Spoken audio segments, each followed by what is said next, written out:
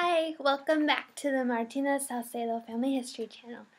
Today we'll be talking about Dona Isabel Flores, and she was the wife of Carmen Saucedo that we talked about last time. And so Isabel, we know that she was born around the year 1866, but we haven't been able to locate her birth certificate or birth record yet, so we're still on the hunt for that. One thing we know about her is that she was a twin. And her twin was actually Jose Flores, who, if you remember, was the one who went and reported about Carmen's death. So that's cool that she was a twin. And in all the records that we find with Isabel, it always says Dona Isabel Flores, and Dona is a title that's attributed to nobles in the 1800s. And so it was related to people of Spanish descent, and in earlier records we find that Isabel was descended from Spaniards, and that line comes through her mother, whose name was Cleofas de la Cuevas, and her father is Jesus Flores. And so when she married Carmen, she actually kind of married down, like they say. Like he wasn't a noble, but I wonder what her parents thought about that, if they were excited or if that really mattered. But clearly she married for love, and she married in her teens. She was young when she got married. And they had at least 4 children that we know of before Carmen had passed away at age 35. And those children are Antonio, Mariana, Maria Genoveva, and Jesus. And so after Carmen died, a year and a half later, she actually got remarried, probably so that she could provide for her children better. And she actually married Don Bernabe Zapata. So, like we talked about, Don and Dona are typically referred to nobles. So, he obviously was someone of nobility. And Isabel was 33 years old when she married him, and he was only 21 years old. So clearly she was quite beautiful and a wonderful person to have married someone so very much younger than her. They first married in the church, but in Mexico at that time you had to be married civilly in order for it to be recognized. So they posted the intent to marry on August 20th, 1900, and were married civilly on September 7th, 1900, which actually is the same day that Isabel's twin, Jose, married his wife, Marcelina Santoya. So that was really neat to kind of find out that the twins got married on the same day. And so after they'd been married for 9 years, one of the deadliest hurricanes on record hit Monterrey. It's called the Monterrey Hurricane. And the meteorologist reported that 17 inches of rain came down in 40 hours.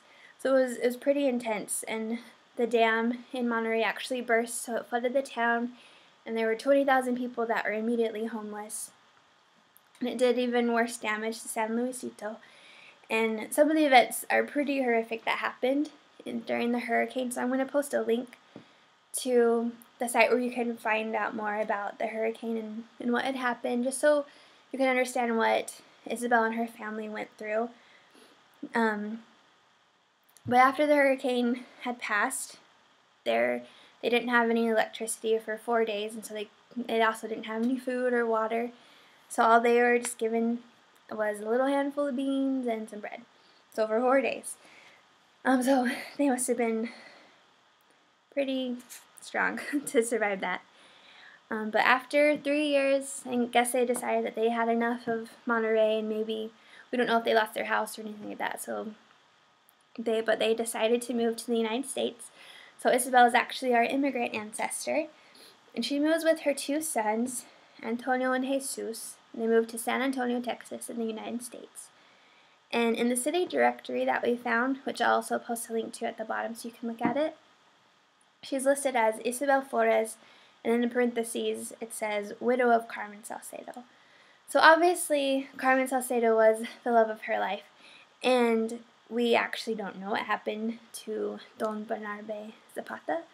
We don't know if he died in the hurricane or if he stayed in Mexico. So that's a family history mystery that we were trying to figure out. So any help you guys want to give us would be great. But So Isabel's daughter, Mariana, who married Frank Arispe, they and their family crossed the border sometime later after Isabel and her two sons had crossed, but they also ended up in San Antonio. And when Isabel was 46, she actually got bronchitis, which turned really bad, and it harmed her kidneys, and she died of nephritis on February 15th, 1914, in San Antonio. She's actually buried in the San Fernando Cemetery 1 in San Antonio, Texas. And this cemetery is perhaps the oldest in San Antonio and the smallest in size. And unfortunately, some of the records at the cemetery were burned in a fire, so we're not exactly sure what plot she's buried in. But my mom and some of my aunts went down and searched the 12 acres looking at the gravestones, but they were so old that the writing was worn off, so they weren't able to find anything. But we know that she was buried there. But before her death, Isabel was alive to meet Antonio's wife, Julia Rodriguez, when they came to the United States. And so her great-grandmother Julia arrives in 1913 with her two daughters, Esperanza Rodriguez and Adela Saucedo, and joins her husband Antonio and mother-in-law in their little house on Shiner's Alley. And you might be thinking, wait, what? I thought Grandpa Antonio was married to Esperanza. So next time we will discuss that family history and mystery on the Martinez Saucedo Family History channel. So thanks for watching.